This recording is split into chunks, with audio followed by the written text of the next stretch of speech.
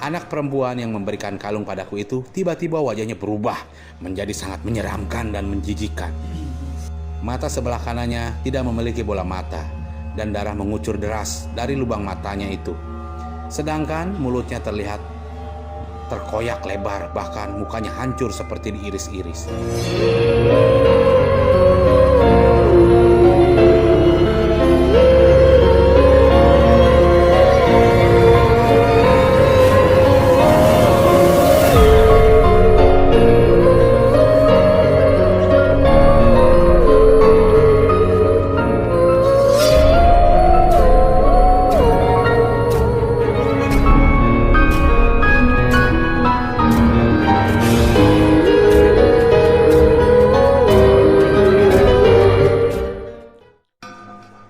Bismillahirrahmanirrahim. Halo, assalamualaikum warahmatullahi wabarakatuh. Apa kabar kalian semua? Pasti kalian baik-baik saja. Terima kasih telah mampir di channel Dongeng Malam. Di episode kali ini, Dongeng Malam akan melanjutkan Petaka di Rumah Tua. Kita langsung ke cerita. Terdengar suara ketukan pintu mengusik tidurku. Sepertinya nenek sudah bangun. Kulirik jam tangan, ternyata sudah pukul 7 pagi. Aku kesiangan. Dengan sigap aku berdiri dan membuka pintu. Terlihat nenek sudah berdiri di depan pintu dengan mengenakan baju yang kemarin. Baju kebaya bermotif bunga hijau tua dan sarung batik warna coklat. Baru bangun, Sa? Nenek tersenyum sembari mengusap kepalaku. Iya, Nek. Tidur Risa nyenyak banget sampai gak sadar tidurnya kelamaan. Hehehe. Aku nyengir sambil mengusap kepalaku malu-malu. Ya udah, kamu buruan mandi. Dan sudah itu langsung makan. Oke, Nek. Koper yang tergeletak sembarangan di lantai itu segera kubuka dan mengeluarkan semua bajuku. Entah di mana handukku. Aku lupa meletakkannya. Setelah semua baju berserakan di lantai, baru handuknya nongol. Aku pun bergegas menuju kamar mandi yang ada di samping dapur. Setelah selesai, aku berpakaian, aku mencari nenek ke teras depan. Terlihat dia sedang termenung sambil memegang gelas teh hangat yang masih mengeluarkan asap. Cuaca di kampung ini cukup dingin, bahkan sudah jam 7 pagi, panas matahari belum juga menyentuh daerah ini. Aku perhatikan di sekeliling rumah nenek masih ditutupi embun. Bisa bantu nenek, Sa?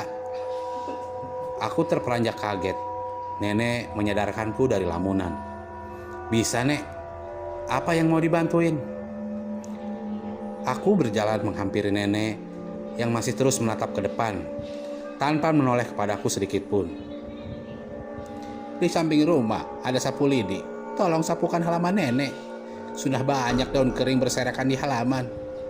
Aku mengangguk mengerti dan mencari keberadaan sapu itu.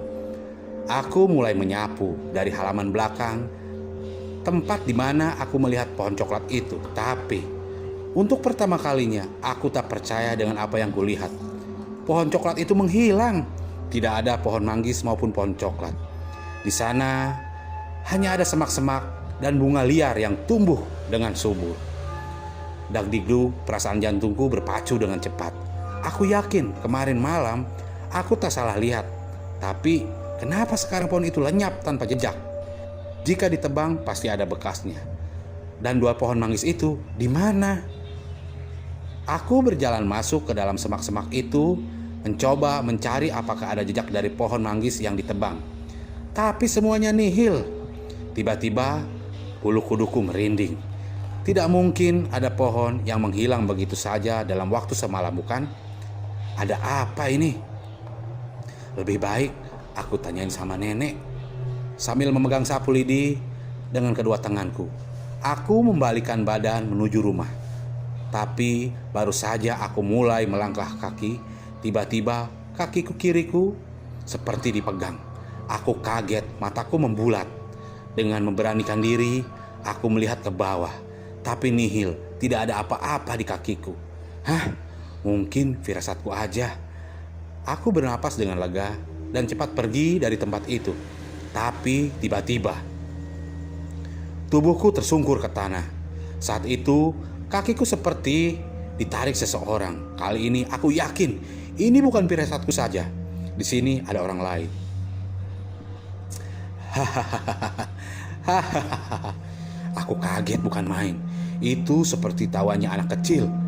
Aku merangkak dan berlari ke dalam rumah. Risa, baru juga mau membuka pintu belakang, nenek memanggilku. Dan sepertinya suara nenek berasal dari belakang. Apa itu nenek? Gimana kalau tidak? Batinku. Tanganku masih dengan kuat memegang kenop pintu. Aku sangat takut untuk melihat ke belakang. Sedangkan derap langkah yang ada di belakangku semakin mendekat. Ya Tuhan, aku harus bagaimana? Kakiku menggigil dengan kuat. Keringat mungkin sudah membasahi bajuku saat ini. Risa, suara itu semakin dekat. Terasa bahuku disentuh oleh seseorang. Nek, itu nenek kan? Bodoh, aku malah bertanya. Tapi bukannya menjawab pertanyaanku, jari yang menyentuh tubuhku tiba-tiba mencengkram dengan kuat. Sangat kuat. Sekarang aku yakin yang di belakangku bukan nenek. Dengan cepat aku dorong pintu itu. Tapi sial, pintu itu terkunci dari dalam. Keringat dingin mulai bercucuran di keningku. Dan malangnya tangan itu juga tak berdanjak dari bahuku. Ya ampun, ini siapa? Bukan hantu kan? Gak mungkin ada hantu di siang gini. Ya pasti bukan hantu. Mungkin salah satu warga sini. Tapi gimana kalau hantu?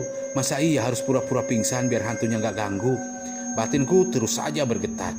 Oke, aku pejamkan mataku dan komat kamit gak jelas. Lalu dengan sok berani, aku membalikkan badan melihat orang yang ada di belakangku. 1, 2, 3. Aku berputar. Dengan perlahan-lahan, aku membuka mata. Kamu siapa? Ternyata hanya seorang anak perempuan yang kira-kira seumuran Rudy. Aku Sally, Kak. Jawabnya dengan wajah datar itu. Sally, ada yang mau dibicarakan sama kakak? Tanyaku sambil mengingat dari tadi dia memegang bahuku. Ya, mungkin usiaku memang sudah 19 tahun. Tapi tinggiku cuma 149 cm. Jadi wajar dia bisa memegang bahuku walau dia jauh lebih kecil. Ini tadi terjatuh. Dia menyodorkan sebuah kalung yang liontinnya sebuah burung dengan matanya berwarna merah cantik. Tapi kenapa kasihnya ke aku? Tanyaku yang masih sibuk memperhatikan kalung yang sekarang ada di tanganku. Karena aku nemuinnya di halaman rumah ini, lagi-lagi dengan nada yang datar. Oh gitu, kataku sambil kembali melihat wajahnya. Nenek! Aku lari dengan cepat menuju teras depan dan mengedor pintu dengan tak sabaran. Nenek yang berada di dalam membuka kunci pintu. Entah kenapa pakai acara dikunci padahal cucunya lagi di luar nyapu. Kamu kenapa, Sa? Tanya nenek. Nek, tadi ada hantu. Jawabku sambil menceritakan semua yang terjadi dan juga bagaimana rupa hantu itu. Anak perempuan yang memberikan kalung padaku itu tiba-tiba wajahnya berubah menjadi sangat menyeramkan dan menjijikkan. Mata sebelah kanannya tidak memiliki bola mata dan darah mengucur deras dari lubang matanya itu. Sedangkan mulutnya terlihat terkoyak lebar, bahkan mukanya hancur seperti diiris-iris. Rambutnya yang hanya seleher dan tanpa poni membuat wajahnya terlihat sangat jelas. Kau hanya berhalusinasi, Risa, jawab nenek dengan tenang. Berhalusinasi katanya. Jelas-jelas yang aku lihat itu nyata. Bahkan dia menyentuh bahuku. Aku yakin sekali dengan apa yang kulihat. Batinku. Melihat aku yang hanya diam dengan muka pucat, nenek menyuruhku masuk dan minum air. Lalu dia pergi kembali ke kamarnya. Tinggal aku sendiri di ruangan depan. Nenek sama sekali tidak khawatir melihatku yang sudah ketakutan setengah mati.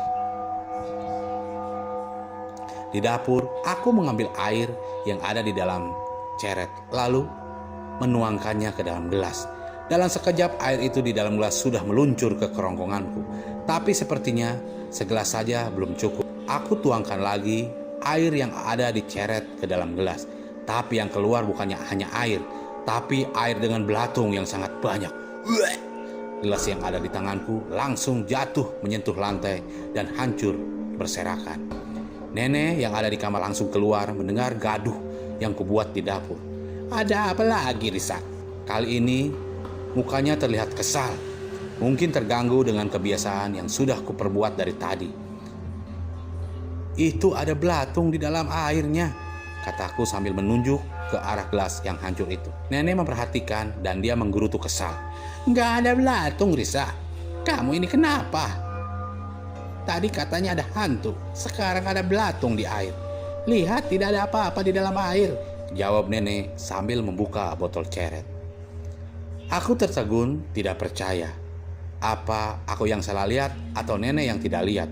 Padahal jelas-jelas di dalam ceret itu ada sekali banyak belatung. Perutku tiba-tiba kembali mual. Sial. Dengan cepat aku menuju kamar mandi dan muntah di sana.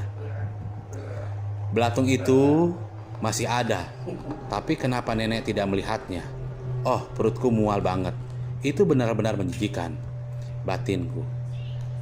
Terdengar pintu kamar mandi diketuk. Kau baik-baik saja, Sa? Nenek sudah letakkan obat di kamarmu. Mungkin kamu kecapean, jadinya sering berhalusinasi. Nanti segera istirahat saja. Nyapu halamannya besok aja, kata nenek dari luar kamar mandi. Cucunya lagi kayak gini, dia masih mikirin nyapu halaman. Menyebalkan.